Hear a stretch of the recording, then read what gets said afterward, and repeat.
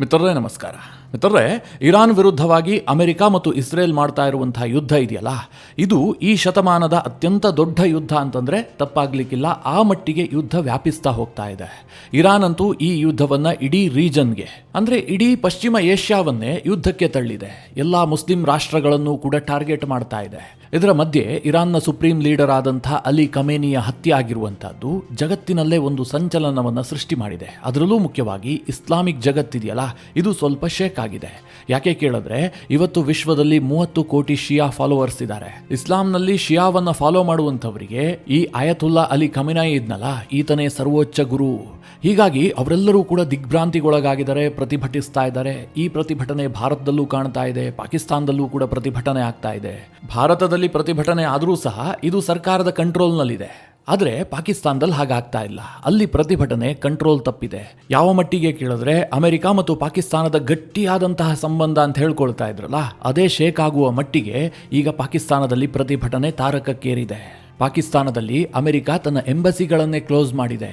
ಇದೊಂದು ಬಹಳ ಇಂಟ್ರೆಸ್ಟಿಂಗ್ ಆದಂತಹ ಬೆಳವಣಿಗೆ. ಪಾಕಿಸ್ತಾನದ ಕೆಟ್ಟ ಫಾರಿನ್ ಪಾಲಿಸಿಗೆ ಇವತ್ತು ಪಾಕಿಸ್ತಾನವೇ ಬೆಲೆ ತೆರುವಂತಹ ಸನ್ನಿವೇಶ ನಿರ್ಮಾಣ ಆಗಿದೆ. ಫಾರಿನ್ ಪಾಲಿಸಿ ವಿಚಾರದಲ್ಲಿ ಭಾರತಕ್ಕಿಂತ ನಾವೇನೂ ಕಡಿಮೆ ಇಲ್ಲ ಅಂತ ಪಾಕಿಸ್ತಾನ ತೋರಿಸ್ಕೊಳ್ಳೋದಕ್ಕೆ ಹೋಗಿತ್ತು.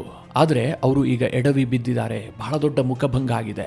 ಮಿತ್ರರೇ, ಇದರ ಬಗ್ಗೆ ಸ್ವಲ್ಪ ಡೀಟೇಲ್ ಆಗಿ ಹೇಳ್ತೀನಿ. ಬಹಳ ಇಂಟ್ರೆಸ್ಟಿಂಗ್ ಆದಂತಹ ವಿಚಾರ.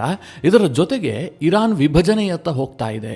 ಇರಾನನ್ನು ವಿಭಜಿಸುವಂತಹ ಗುರಿಯನ್ನು ಇಸ್ರೇಲ್ ಇಟ್ಟುಕೊಂಡಿದೆ. ಈ ಒಂದು ವಾದವೂ ಕೂಡ ಶುರುವಾಗಿದೆ. ಆ ರೀತಿಯ ಕೆಲ ಸಂಕೇತಗಳು ಕೂಡ ಸಿಗ್ತಾ ಇದ್ದಾವೆ. ಅದ್ರ ಬಗ್ಗೆಯೂ ಕೂಡ ನಿಮಗೆ ಈ ವಿಡಿಯೋದಲ್ಲಿ ಮಾಹಿತಿ ಕೊಡ್ತೀನಿ. ನೀವು ಈ ವಿಡಿಯೋನ ಕೊನೆವರೆಗೂ ಮಿಸ್ ಮಾಡದೆ ನೋಡಿ.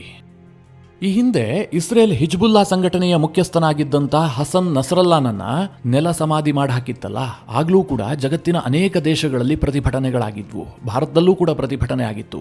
ಭಾರತದ ಜಮ್ಮು ಕಾಶ್ಮೀರ ಸೇರಿದಂತೆ ಶಿಯಾ ಧರ್ಮದವರು ಹೆಚ್ಚು ಇರುವಂತಹ ಪ್ರದೇಶದಲ್ಲಿ ಪ್ರತಿಭಟನೆಗಳಾಗಿದ್ವು. ಆದ್ರೀಗ ಹತ್ಯೆ ಆಗಿದ್ದು ಶಿಯಾ ಧರ್ಮದ ಅತ್ಯಂತ ದೊಡ್ಡ ನಾಯಕ ಅಯತುಲ್ಲಾ ಅಲಿ ಖಮೇನಿ. ಆ ನಸರಲ್ಲನಂತಹ 10 ವ್ಯಕ್ತಿಗಳನ್ನು ಹುಟ್ಟುಹಾಕಿದಂತಹ ಒಬ್ಬ ನಾಯಕನೇ ಈಗ ಇಸ್ರೇಲ್ ಮತ್ತು ಅಮೆರಿಕದ ಯುದ್ಧದಲ್ಲಿ ಸಾವಿಗೀಡಾಗಿದ್ದಾನೆ. ಸಹಜವಾಗಿ ಆತನನ್ನ ನಾಯಕ ಅಂತ ಒಪ್ಪಿಕೊಂಡಂಥವರಿಗೆ ಇದು ಅರಗಿಸಿಕೊಳ್ಳಲಾರದಂಥ ವಿಚಾರ. ಈ ಅಯತುಲ್ಲಾ ಅಲಿ ಖಮೇನಿಗೆ ಇಡೀ ವಿಶ್ವದಾದ್ಯಂತ ಸಾಕಷ್ಟು ಅಂಧ ಭಕ್ತರಿದ್ರು. ಎಷ್ಟರ ಮಟ್ಟಿಗೆ ಅಂತಂದ್ರೆ, ಈ ಹಿಂದೆ 12 ದಿನಗಳ ಒಂದು ಯುದ್ಧ ಆಗಿತ್ತಲ್ಲ, ಆ ಸಂದರ್ಭದಲ್ಲಿ ಇರಾನ್ ಸಿಕ್ಕಾಪಟ್ಟೆ ಡ್ಯಾಮೇಜ್ಗೆ ಒಳಗಾಗಿತ್ತು. ಇಸ್ರೇಲ್ ಯಾವ ರೀತಿಯಾಗಿ ಹೊಡೆದಿತ್ತು ಅಂತಂದ್ರೆ ಊಹೆ ಮಾಡೋದಕ್ಕೂ ಸಾಧ್ಯ ಇಲ್ಲ. ಆ ರೀತಿಯಾಗಿ ಏಟನ್ನು ಕೊಟ್ಟಿತ್ತು. ಆಗ ಯುದ್ಧ ನಿಂತಹ ಸಂದರ್ಭದಲ್ಲಿ ಭಾರತದಲ್ಲಿ ಕೆಲವರು ಹೇಳ್ತಾ ಇದ್ರು, ಈ ಯುದ್ಧದಲ್ಲಿ ಇರಾನ್ ಗೆದ್ದಿದೆ, ಸಂಭ್ರಮಾಚರಣೆ ಮಾಡಿದ್ರು. ಅಂದ್ರೆ ಖಮೇನಿ ಬದುಕುಳಿದ್ನಲ್ಲ ಅಂತ ಸಂಭ್ರಮಾಚರಣೆ ಆಗಿದ್ದಿರಬಹುದು, ನನಗಂತೂ ಗೊತ್ತಿಲ್ಲ. ಆದ್ರೆ ಈಗ ಖಮೇನಿ ಸತ್ತಿದನಲ್ಲ, ಹೀಗಾಗಿ ಆತನ ಫಾಲೋವರ್ಸ್ ಇದಾರಲ್ಲ, ಅವರ ಆಕ್ರೋಶದ ಕಟ್ಟೆ ಒಡೆದಿದೆ. ಭಾರತದಲ್ಲೂ ಪ್ರತಿಭಟನೆ ಆಗಿದೆ. ಆದರೆ ಪಾಕಿಸ್ತಾನದಲ್ಲಿ ಆ ಪ್ರತಿಭಟನೆ ಮಿತಿ ಮೀರಿ ಹೋಗಿದೆ. ಯಾವ ಹಂತಕ್ಕೆ ಅಂತಂದ್ರೆ, ಅವರು ನಿನ್ನೆ ಕರಾಚಿಯಲ್ಲಿರುವಂತಹ US ಎಂಬಸಿಗೆ ನುಗ್ಗಿದ್ರು. ಕೇವಲ ಪ್ರತಿಭಟನೆ ಮಾಡ್ತಾ US ಎಂಬಸಿಯನ್ನ ಮುತ್ತಿಗೆ ಹಾಕಿದ್ರೆ ಏನು ದೊಡ್ಡ ಸಮಸ್ಯೆ ಆಗ್ತಿರ್ಲಿಲ್ವೇನೋ. US ಎಂಬಸಿಯವರು ಕೂಡ ಒಂದು ತಾಳ್ಮೆಯಿಂದ ಅದನ್ನೆಲ್ಲ ನೋಡ್ಬಿಟ್ಟು ಪರಿಸ್ಥಿತಿಯನ್ನು ಸುಧಾರಿಸುವಂತಹ ಕೆಲಸ ಮಾಡ್ತಾ ಇದ್ರೇನೋ. ಆದರೆ ಪ್ರತಿಭಟನಾಕಾರರು ಏನು ಮಾಡಿದ್ರು ಗೊತ್ತಾ? ಕೈಯಲ್ಲಿ ಬಂದೂಕುಗಳನ್ನು ಹಿಡಿದುಕೊಂಡು ಹೋಗಿ US ಎಂಬಸಿಯನ್ನ ಮುತ್ತಿಗೆ ಹಾಕಿದ್ರು. ನಿಮಗೆಲ್ಲ ಗೊತ್ತೇ ಇದೆಯಲ್ಲ ಪಾಕಿಸ್ತಾನ ಎಂತಹ ದೇಶ ಅಂತ. ಹೀಗಾಗಿ ಅಮೆರಿಕ ತನ್ನ ಎಂಬಸಿಯಲ್ಲಿ ಕೇವಲ ಪಾಕಿಸ್ತಾನಿ ಪಡೆಗಳನ್ನು ಮಾತ್ರ ಇಟ್ಕೊಂಡಿರೋದಿಲ್ಲ, ತನ್ನ ಭದ್ರತೆಗೋಸ್ಕರವಾಗಿ ತನ್ನ ಭದ್ರತಾ ಪಡೆಗಳನ್ನು ಕೂಡ ಅಲ್ಲಿ ನಿಯೋಜನೆ ಮಾಡಿಕೊಂಡಿರುತ್ತೆ. ಯಾವಾಗ ಈ ಪ್ರತಿಭಟನಾಕಾರರು US ಎಂಬಸಿಯನ್ನ ಮುತ್ತಿಗೆ ಹಾಕಿ ಅಲ್ಲಿ ದಾಂಧಲೆಯನ್ನು ಸೃಷ್ಟಿ ಮಾಡೋದಕ್ಕೆ ಯತ್ನ ಮಾಡಿದ್ರು, ಆ ಸಂದರ್ಭದಲ್ಲಿ ಆರಂಭದಲ್ಲಿ US ಸಿಬ್ಬಂದಿಗಳು ತಾಳ್ಮೆಯಿಂದಲೇ ನಿಂತಿದ್ರು. ಯಾವಾಗ ಪ್ರತಿಭಟನಾಕಾರರು ಗನ್ ತೋರಿಸಿ ಗುಂಡಾರಿಸೋದಕ್ಕೆ ಯತ್ನ ಮಾಡಿದ್ರು, ತಕ್ಷಣ ಅಲ್ಲಿದ್ದಂತಹ ಅಮೆರಿಕದ ಸಿಬ್ಬಂದಿ ಪ್ರತಿಭಟನಾಕಾರರ ಮೇಲೆ ಮನಸ್ಸಿಗೆ ಬಂದಂತೆ ಗುಂಡಿನ ದಾಳಿಯನ್ನ ಮಾಡಿದ್ದಾರೆ. ನಿನ್ನೆ ಈ ಘಟನೆ ಆದಂತಹ ಸಂದರ್ಭದಲ್ಲಿ ಪಾಕಿಸ್ತಾನ ಏನ್ ಮಾಹಿತಿ ಕೊಟ್ಟಿತ್ತು ಕೇಳಿದ್ರೆ, ಈ ಘಟನೆಯಲ್ಲಿ 9 ಮಂದಿ ಪಾಕಿಸ್ತಾನಿ ಪ್ರಜೆಗಳು ಸಾವಿಗೀಡಾಗಿದ್ದಾರೆ ಅಂತ. ಆದ್ರೆ ಮಿತ್ರರೇ, ಇವತ್ತು ವರದಿ ಆಗ್ತಾ ಇದೆ ಒಟ್ಟು 22 ಮಂದಿ ಈ ಘಟನೆಯಲ್ಲಿ ಸಾವಿಗೀಡಾಗಿದ್ದಾರೆ. ಅಂದ್ರೆ US ಗುಂಡೇಟಿಗೆ ಪಾಕಿಸ್ತಾನಿಗಳು ಬಲಿಯಾಗಿದ್ದಾರೆ ಅಂತ. ಹಾಗೆ 120 ಮಂದಿಗೆ ಗಾಯಗಳಾಗಿದ್ದಾವೆ. ಅದೇನು ಕೋಲ್ನಲ್ಲಿ ಹೊಡೆದಂತಹ ಗಾಯ ಅಲ್ಲ, ಗುಂಡೇಟಿನ ಗಾಯಗಳು. ಸೂಕ್ಷ್ಮವಾಗಿ ಯೋಚಿಸಿ. ನಾವೊಂದು ಕೀಟವನ್ನು ಸಾಯಿಸಬೇಕಾದ್ರೆ ಸಾಕಷ್ಟು ಯೋಚನೆ ಮಾಡ್ತೀವಿ, ಅದರಿಂದ ನಿಜವಾಗ್ಲೂ ನಮಗೆ ತೊಂದರೆ ಆಗ್ತಾ ಇದೆಯಾ ಅಂತ.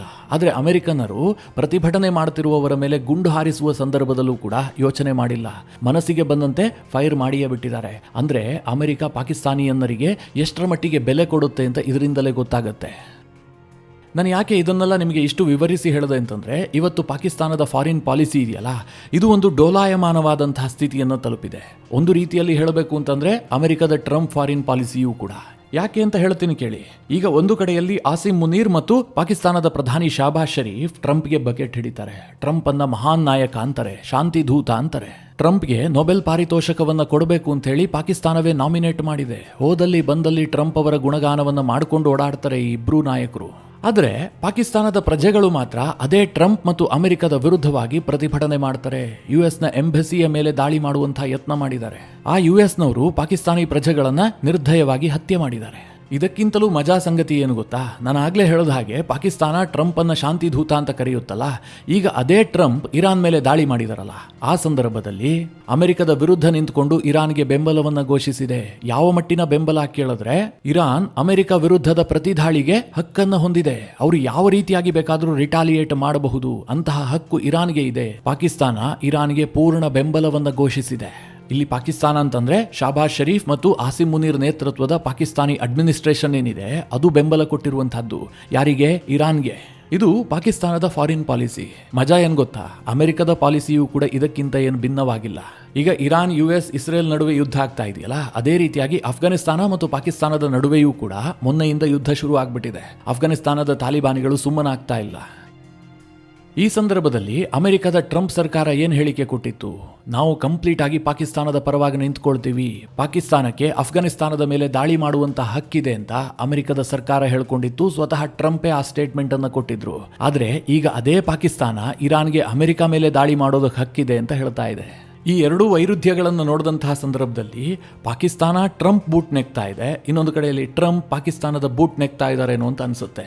ಇಂತಹದೊಂದು ಫಾರಿನ್ ಪಾಲಿಸಿಯನ್ನ ನೀವೆಲ್ಲಾದರೂ ನೋಡೋದಕ್ಕೆ ಸಿಗುತ್ತಾ? ಯಾವುದಾದ್ರೂ ದೇಶ ಇಂತಹದ್ದನ್ನು ಅನುಸರಿಸೋದಕ್ಕಾದ್ರೂ ಸಾಧ್ಯ ಇದೆಯಾ? ಆದರೆ ಅಮೆರಿಕ ಮತ್ತು ಪಾಕಿಸ್ತಾನ ಈ ರೀತಿಯ ಫಾರಿನ್ ಪಾಲಿಸಿಗಳನ್ನು ಅನುಸರಿಸ್ತಾ ಇದ್ದಾವೆ. ಇವತ್ತು ಇನ್ನೂ ದೊಡ್ಡ ಬೆಳವಣಿಗೆ ಏನು ಕೇಳಿದ್ರೆ, ಯಾವಾಗ ಕರಾಚಿಯಲ್ಲಿರುವಂತಹ ಅಮೆರಿಕದ ಎಂಬಸಿಯ ಮೇಲೆ ದಾಳಿ ಆಗುತ್ತೋ ಇದಕ್ಕೆ ಪ್ರತಿಯಾಗಿ ಅಮೆರಿಕ ಈಗ ಪಾಕಿಸ್ತಾನದಲ್ಲಿರುವಂತಹ ಎಲ್ಲಾ ಎಂಬಸಿಗಳನ್ನು ಕ್ಲೋಸ್ ಮಾಡಿದೆ. ವೀಸಾಗಳ ವಿತರಣೆಯೂ ಕೂಡ ಕಂಪ್ಲೀಟ್ ಆಗಿ ನಿಂತು ಹೋಗಿದೆ. ಸದ್ಯಕ್ಕೆ ಇದು ತಾತ್ಕಾಲಿಕ ಅಂತ ಅಮೆರಿಕ ಹೇಳ್ಕೊಂಡಿದೆ, ಆದರೆ ಎಷ್ಟು ದಿನಗಳ ಕಾಲ ಇದು ಮುಂದುವರಿಯುತ್ತೆ ಅಂತ ಹೇಳೋದಕ್ಕೆ ಸಾಧ್ಯ ಇಲ್ಲ. ಯಾಕೆ ಅಂತಂದ್ರೆ ಪಾಕಿಸ್ತಾನದಲ್ಲಿ ಆ ಮಟ್ಟಿಗೆ ಅಮೆರಿಕದ ವಿರುದ್ಧ ಪ್ರತಿಭಟನೆಗಳಾಗ್ತಾ ಇದ್ದಾವೆ. ಮಿತ್ರರೇ, ಈ ಪಾಕಿಸ್ತಾನಿಗಳ ಕತೆ ಹೇಳ್ತಾ ಹೋದ್ರೆ ಮುಗಿಯೋದೇ ಇಲ್ಲ. ಪಾಕಿಸ್ತಾನ ಇವತ್ತು ಜಗತ್ತಿನಲ್ಲಿ 2ನೇ ಅತಿ ಹೆಚ್ಚು ಶಿಯಾ ಮುಸ್ಲಿಂ ಪಾಪ್ಯುಲೇಷನ್ ಹೊಂದಿರುವಂತಹ ದೇಶ.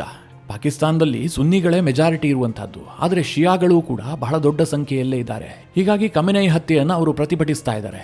ಇಲ್ಲಿ ಶಿಯಾಗಳ ಪ್ರತಿಭಟನೆಗೆ ಸುನ್ನಿಗಳು ಕೂಡ ಬೆಂಬಲ ಕೊಟ್ಟಿದ್ದಾರೆ. ಇದು ಇನ್ನೊಂದು ಇಂಟ್ರೆಸ್ಟಿಂಗ್ ಟಾಪಿಕ್. ಅದೇನು ಗೊತ್ತಾ? ನಿಮಗೆಲ್ಲ ನೆನಪಿರಬಹುದು, ಸೌದಿ ಅರೇಬಿಯಾ ಮತ್ತು ಪಾಕಿಸ್ತಾನದ ನಡುವೆ ಸೋ ಕಾಲ್ಡ್ ಡಿಫೆನ್ಸ್ ಪ್ಯಾಕ್ಟ್ ಇದೆ. ಸೌದಿಯ ಮೇಲೆ ದಾಳಿ ಆದರೆ ಅದು ಪಾಕಿಸ್ತಾನದ ಮೇಲಿನ ದಾಳಿ, ಪಾಕಿಸ್ತಾನದ ಮೇಲಾಗುವಂತಹ ಎಲ್ಲಾ ದಾಳಿಯೂ ಕೂಡ ಸೌದಿಯ ಮೇಲಾಗುವಂತಹ ದಾಳಿ ಅಂತ. ಈಗ ಸೌದಿ ಅರೇಬಿಯಾದ ಮೇಲೆ ಇರಾನ್ ದಾಳಿ ಮಾಡಿದೆ, ಆದರೆ ಪಾಕಿಸ್ತಾನ ಮಾತ್ರ ಇರಾನ್ಗೆ ಬೆಂಬಲ ಕೊಡ್ತಾ ಇದೆ, ಅವರಿಗೆ ಪ್ರತಿದಾಳಿ ಮಾಡುವಂತಹ ಹಕ್ಕಿದೆ ಅಂತ ವಾದ ಮಾಡ್ತಾ ಇದೆ. ಹಾಗಾದ್ರೆ ಸೌದಿ ಅರೇಬಿಯಾದ ಕತೆ ಏನು? ಸೌದಿ ಅರೇಬಿಯಾ ಕೂಡ ಸುನ್ನಿ ದೇಶ, ಪಾಕಿಸ್ತಾನ ಕೂಡ ಸುನ್ನಿ ದೇಶ. ಪಾಕಿಸ್ತಾನ ಏನಾದರೂ ಒಂದು 10 ಪೈಸೆಯಷ್ಟಾದರೂ ದೂರದೃಷ್ಟಿಯನ್ನು ಇಟ್ಟುಕೊಂಡು ವ್ಯವಹರಿಸ್ತಾ ಇದೆ, ತನ್ನ ಫಾರಿನ್ ಪಾಲಿಸಿಯನ್ನು ರೂಪಿಸಿಕೊಂಡಿದೆ ಅಂತ ನಿಮ್ಗೆ ಅನ್ನಿಸ್ತಾ ಇದೆಯಾ? ಇದರ ಜೊತೆಗೆ ಇರಾನ್ ಇದೆಯಲ್ಲ, ಪರ್ಷಿಯನ್ ಗಲ್ಫ್ನಲ್ಲಿರುವಂತಹ ಎಲ್ಲಾ ಸುನ್ನಿ ಮುಸ್ಲಿಂ ದೇಶಗಳನ್ನು ಟಾರ್ಗೆಟ್ ಮಾಡಿದೆ. ಆದರೆ ಪಾಕಿಸ್ತಾನದಲ್ಲಿರುವಂತಹ ಸುನ್ನಿ ಮುಸ್ಲಿಮರು ತನ್ನ ದೇಶದಲ್ಲಿರುವಂತಹ ಶಿಯಾ ಪ್ರತಿಭಟನೆಗೆ ಬೆಂಬಲವನ್ನು ಕೊಟ್ಟಿದ್ದಾರೆ, ಇರಾನನ್ನ ಖಂಡಿಸ್ತಾ ಇಲ್ಲ, ಇರಾನ್ನ ಪರವಾಗಿ ಧ್ವನಿ ಎತ್ತುತ್ತಾ ಇದ್ದಾರೆ. ಮಿತ್ರರೇ, ಇದು ಪಾಕಿಸ್ತಾನದ ದಿವಾಳಿತನವಲ್ಲದೆ ಮತ್ತಿನ್ನೇನು? ಇನ್ನು ಇಸ್ರೇಲ್ ಇರಾನ್ ಮೇಲೆ ಯುದ್ಧ ಮಾಡ್ತಾ ಇದೆಯಲ್ಲ, ನಾವು ನೀವೆಲ್ಲ ಏನ್ ಭಾವಿಸಿದೀವಿ? ಈಗಿರುವಂತಹ ಸರ್ಕಾರವನ್ನ ಕಿತ್ತೊಗಿಬೇಕು, ಈ ಹಿಂದೆ ಇದ್ದಂತಹ ಶಾಗಳ ಆಡಳಿತವನ್ನ ಪುನಃ ತರಬೇಕು ಅನ್ನುವಂಥದ್ದು ಇಸ್ರೇಲ್ನ ಉದ್ದೇಶ ಅಂತ. ಸದ್ಯದ ಬೆಳವಣಿಗೆಗಳನ್ನು ನೋಡಿದ್ರೆ ಇಸ್ರೇಲ್ನ ಪ್ಲಾನ್ ಕೇವಲ ಅಷ್ಟಕ್ಕೆ ಮಾತ್ರ ಸೀಮಿತವಾಗಿಲ್ಲ, ಇನ್ನೂ ದೊಡ್ಡದಾದಂತಹ ಪ್ಲಾನ್ ಅನ್ನ ಇಸ್ರೇಲ್ ಇಟ್ಟುಕೊಂಡಂತೆ ಕಂಡು ಬರ್ತಾ ಇದೆ. ಅದೇನು ಕೇಳಿದ್ರೆ, ಈಗ ಒಂದು ಅಖಂಡವಾದಂತಹ ಇರಾನ್ ಇದೆಯಲ್ಲ, ಈ ಇರಾನನ್ನ ಹಲವು ಭಾಗಗಳಾಗಿ ವಿಭಾಗ ಮಾಡಿಬಿಟ್ಟು ಅನೇಕ ಸ್ವತಂತ್ರ ದೇಶಗಳನ್ನು ನಿರ್ಮಾಣ ಮಾಡುವಂತಹ ಉದ್ದೇಶವನ್ನ ಇಸ್ರೇಲ್ ಇಟ್ಟುಕೊಂಡಂತೆ ಕಂಡು ಬರ್ತಾ ಇದೆ. ಇದು ಯಾಕೆ ಈ ಅನುಮಾನ ಬಂತು ಕೇಳಿದ್ರೆ, ಇತ್ತೀಚೆಗೆ ನೆತನ್ಯಾಹು ಮಾಡಿದಂತಹ ಒಂದು ಪೋಸ್ಟ್ನಿಂದಾಗಿ ಈ ಅನುಮಾನ ಸೃಷ್ಟಿಯಾಗಿದೆ. ಇಸ್ರೇಲ್ ಇರಾನ್ ಮೇಲೆ ದಾಳಿ ಮಾಡುತ್ತಲ್ಲ, ಅದಾಗ್ತಿದ್ದ ಹಾಗೆ ನೆತನ್ಯಾಹು ಇರಾನ್ನ ಜನರಿಗೆ ಮನವಿ ಮಾಡಿಕೊಳ್ತಾರೆ, ಇದು ಸರಿಯಾದಂತಹ ಸಮಯ, ನೀವು ಮತ್ತೊಮ್ಮೆ ರಸ್ತೆಗಿಳಿದು ಪ್ರತಿಭಟಿಸಿ, ಈಗಿರುವಂತಹ ಸರ್ಕಾರವನ್ನ ಕಿತ್ತೊಗಿರಿ, ಅದಕ್ಕೆ ನಮ್ಮ ಪೂರ್ಣ ಬೆಂಬಲ ಇದೆ ಅಂತ ನೆತನ್ಯಾಹು ಘೋಷಣೆ ಮಾಡ್ತಾರೆ. ಇದಿಷ್ಟೇ ಆಗಿದ್ರೆ ಅದೇನು ದೊಡ್ಡ ವಿಚಾರ ಆಗಿರ್ತಾ ಇರಲಿಲ್ಲ. ಅದರ ಕೆಳಗಡೆ ನೆತನ್ಯಾಹು ಮೆನ್ಷನ್ ಮಾಡ್ತಾರೆ, ಇರಾನ್ನಲ್ಲಿರುವಂತಹ ಪರ್ಷಿಯನ್ನರು, ಕುರ್ದ್ಗಳು, ಅಜೀರೀಸ್, ಹಾಗೆ ಅವಾಜೀಸ್ ಮತ್ತು ಬಲೂಚಿಗಳು ಇವರೆಲ್ಲರೂ ಒಗ್ಗಟ್ಟಾಗಿ ಹೋರಾಟ ಮಾಡಿ ಹೀಗಂತ ಒಂದು ಕರೆ ಕೊಡ್ತಾರೆ. ಮಿತ್ರರೇ, ಇರಾನ್ನಲ್ಲಿ ಅನೇಕ ಎಥ್ನಿಕ್ ಗ್ರೂಪ್ಗಳಿದ್ದಾವೆ. ಹೊರ ಜಗತ್ತಿಗೆ ಏನು ಕಾಣುತ್ತೆ? ಇರಾನ್ ಒಂದು ಮುಸ್ಲಿಂ ರಾಷ್ಟ್ರ, ಅದರಲ್ಲೂ ಶಿಯಾ ಮುಸ್ಲಿಮರು ಇರುವಂತಹ ರಾಷ್ಟ್ರ. ಅವರೆಲ್ಲರೂ ಸಹ ಪರ್ಷಿಯನ್ ಮೂಲವನ್ನು ಹೊಂದಿದ್ದಾರೆ ಅಂತ. ಹಾಗಿಲ್ಲ ಮಿತ್ರರೇ, ಅಲ್ಲೂ ಕೂಡ ಅನೇಕ ಎತ್ನಿಸಿಟಿಗಳಿದ್ದಾವೆ. ಪಾಕಿಸ್ತಾನದಲ್ಲಿರುವಂತಹ ಬಲೂಚ್ ಗುಂಪಿದೆಯಲ್ಲ, ಇದು ಇರಾನ್ ದೇಶದಲ್ಲೂ ಕೂಡ ಇದೆ. ಹಾಗೆ ಕುರ್ದ್ ಜನಾಂಗವೂ ಕೂಡ ಇದ್ದಾರೆ, ಅಜಿರೀಸ್ಗಳು ಕೂಡ ಇದ್ದಾರೆ. ಇವರೆಲ್ಲರದ್ದು ಕೂಡ ಸಪರೇಟ್ ಆದಂತಹ ಗುಂಪುಗಳು ಇರಾನ್ನಲ್ಲಿ ಆಕ್ಟಿವ್ ಆಗಿದ್ದಾವೆ. ಈಗ ಇಸ್ರೇಲ್ ಏನ್ ಬಯಸ್ತಾ ಇದೆ ಗೊತ್ತಾ, ಇವರೆಲ್ಲರೂ ಕೂಡ ಒಂದೊಂದು ಭೂಭಾಗದಲ್ಲಿ ತಮ್ಮ ಸ್ವಾತಂತ್ರ್ಯವನ್ನ ಘೋಷಿಸಿಕೊಂಡಿದ್ದೇ ಆದ್ರೆ ನಮಗೆ ಲಾಭ ಆಗುತ್ತೆ, ಭವಿಷ್ಯದಲ್ಲಿ ಇರಾನ್ನ ಥ್ರೆಟ್ ನಮಗಿರೋದೇ ಇಲ್ಲ ಅನ್ನುವಂಥದ್ದು ಇಸ್ರೇಲ್ನ ಉದ್ದೇಶ ಇದ್ದಂತೆ ಕಂಡು ಬರ್ತಾ ಇದೆ. ಈ ಪಾಶ್ಚಿಮಾತ್ಯರು ಒಂದು ದೇಶವನ್ನು ವೀಕ್ ಮಾಡೋದೇ ಹೀಗೆ. ಆ ದೇಶವನ್ನು ವಿಭಜನೆ ಮಾಡಿಬಿಟ್ರೆ ಮತ್ತಾವತ್ತೂ ಕೂಡ ಅದೊಂದು ಸೂಪರ್ ಪವರ್ ಆಗೋದಕ್ಕೆ ಹೆಣಗಾಟವನ್ನು ನಡೆಸುತ್ತೆ. ಅಷ್ಟು ಈಸಿ ಆಗಿರೋದಿಲ್ಲ. ಉದಾಹರಣೆಗೆ ನಮ್ಮ ಭಾರತವೇ ಇಲ್ವಾ, 1947ರಲ್ಲಿ ಭಾರತ ವಿಭಜನೆ ಮಾಡಿದ್ಯಾಕೆ? ಆ ವಿಭಜನೆಯ ಪರಿಣಾಮ ಏನೇನಾಗಿದೆ ಅಂತ ನೀವೆಲ್ಲ ನೋಡ್ತಾ ಇದ್ದೀರಲ್ವಾ. ರೀಜನಲ್ ಕಿತ್ತಾಟಗಳಿರ್ತವೆ, ದಾಯಾದಿ ಕಲಹಗಳು ಶುರುವಾಗ್ಬಿಡ್ತವೆ. ಈಗ ಇರಾನ್ ದೇಶವನ್ನೂ ಕೂಡ ಅಂತಹದೇ ಒಂದು ವಿಭಜನೆಗೆ ಒಳಪಡಿಸುವಂತಹ ಸಾಧ್ಯತೆಗಳನ್ನ ತಳ್ಳಿ ಹಾಕೋದಕ್ಕಾಗೋದಿಲ್ಲ. ಉದಾಹರಣೆಗೆ ಬಲೂಚಿಗಳಿಗೆ ಸಪರೇಟ್ ಆದಂತಹ ದೇಶ, ಪರ್ಷಿಯನ್ನರಿಗೆ ಸಪರೇಟ್ ಆದಂತಹ ದೇಶ, ಈ ರೀತಿಯಾಗಿ ವಿಭಜಿಸಿದ್ದೇ ಆದರೆ ಅನಂತರದಲ್ಲಿ ಅವರು ಪರಸ್ಪರ ಕಿತ್ತಾಟಕ್ಕಿಳಿತಾರೆ. ಆಗ ಅಮೆರಿಕ ಒಂದು ದೇಶಕ್ಕೆ ಸಪೋರ್ಟ್ ಮಾಡುತ್ತೆ, ಒಂದಷ್ಟು ಶಸ್ತ್ರಾಸ್ತ್ರಗಳನ್ನು ಪೂರೈಕೆ ಮಾಡುತ್ತೆ, ಅವರಿಬ್ಬರೇ ಹೊಡೆದಾಡ್ಕೊಳ್ತಿರ್ತಾರೆ. ಅವ್ರು ಯಾವತ್ತೂ ಕೂಡ ನ್ಯೂಕ್ಲಿಯರ್ ವೆಪನ್ ಅನ್ನು ಡೆವಲಪ್ ಮಾಡೋದಕ್ಕೆ ಹೋಗೋದಿಲ್ಲ. ಇಸ್ರೇಲ್ಗೆ ಆ ಥ್ರೆಟ್ಟೇ ಇರೋದಿಲ್ಲ. ರೀಜನ್ನಲ್ಲಿ ಇಸ್ರೇಲ್ನ ಹಿಡಿತ ಜಾಸ್ತಿ ಇರುತ್ತೆ, ಅಮೆರಿಕದ ಹಿಡಿತ ಜಾಸ್ತಿ ಇರುತ್ತೆ. ಈ ಒಂದು ಲೆಕ್ಕಾಚಾರವನ್ನ ಅಮೆರಿಕ ಮತ್ತು ಇಸ್ರೇಲ್ ಜಂಟಿಯಾಗಿ ರೂಪಿಸಿರುವಂತಹ ಸಾಧ್ಯತೆಗಳಿದಾವೆ ಅಂತ ಕೆಲ ವರದಿಗಳು ಹೇಳ್ತಾ ಇದ್ದಾವೆ. ಮಿತ್ರರೇ, ಒಂದು ವೇಳೆ ಬಲೂಚಿಸ್ತಾನ ಏನಾದರೂ ಇರಾನ್ನಿಂದ ಸಪರೇಟ್ ಆಗಿದ್ದೇ ಆದ್ರೆ ಇದರಿಂದ ಅತಿ ಹೆಚ್ಚು ತೊಂದರೆಯನ್ನ ಎದುರಿಸುವಂತಹದ್ದು ಪಾಕಿಸ್ತಾನ. ಯಾಕಂದ್ರೆ ಪಾಕಿಸ್ತಾನದಲ್ಲೂ ಕೂಡ ಬಲೂಚಿಗಳ ಹೋರಾಟ ಇದೆ. ಈ ಎಲ್ಲ ಕಾರಣಗಳಿಂದ ಇಸ್ರೇಲ್ ಮತ್ತು ಅಮೆರಿಕ ಜಂಟಿಯಾಗಿ ಇರಾನ್ ಮೇಲೆ ಏನು ಯುದ್ಧ ಸಾರಿದೆಯಲ್ಲ, ಇದು ಯಾವ ರೀತಿಯಲ್ಲಿ ಎಂಡ್ ಆಗುತ್ತೆ, ಪಶ್ಚಿಮ ಏಷ್ಯಾದ ಚಿತ್ರಣ ಮುಂದೆ ಯಾವ ರೀತಿಯಾಗಿ ರೂಪುಗೊಳ್ಳುತ್ತೆ ಅಂತ ಈಗಲೇ ಪ್ರೆಡಿಕ್ಟ್ ಮಾಡೋದಕ್ಕಂತೂ ಸಾಧ್ಯ ಇಲ್ಲ. ಮಿತ್ರರೇ, ಈ ಕುರಿತಾಗಿ ನಿಮ್ಮ ಅನಿಸಿಕೆ ಅಭಿಪ್ರಾಯಗಳೇನು? ಕಮೆಂಟ್ ಮಾಡುವ ಮೂಲಕ ನಮಗೆ ತಿಳಿಸಿ. ಹಾಗೆ ನಿಮಗೆ ಈ ವಿಡಿಯೋ ಇಷ್ಟವಾದರೆ ಲೈಕ್ ಮಾಡಿ. ಜೊತೆಗೆ ನೀವಿನ್ನೂ ನಿಮ್ಮ ನೆಚ್ಚಿನ ಸಂಸ್ಕಾರ ಸೌರಭ ಯೂಟ್ಯೂಬ್ ಚಾನಲ್ನ ಸಬ್ಸ್ಕ್ರೈಬ್ ಮಾಡಿಲ್ಲ ಅಂತಾದರೆ ಈ ಕೂಡಲೇ ಸಬ್ಸ್ಕ್ರೈಬ್ ಮಾಡಿ. ಮುಂದಿನ ಎಲ್ಲ ಅಪ್ಡೇಟ್ಗಳ ನೋಟಿಫಿಕೇಷನ್ಗಾಗಿ ಬೆಲ್ ಐಕಾನ್ ಒತ್ತಿ.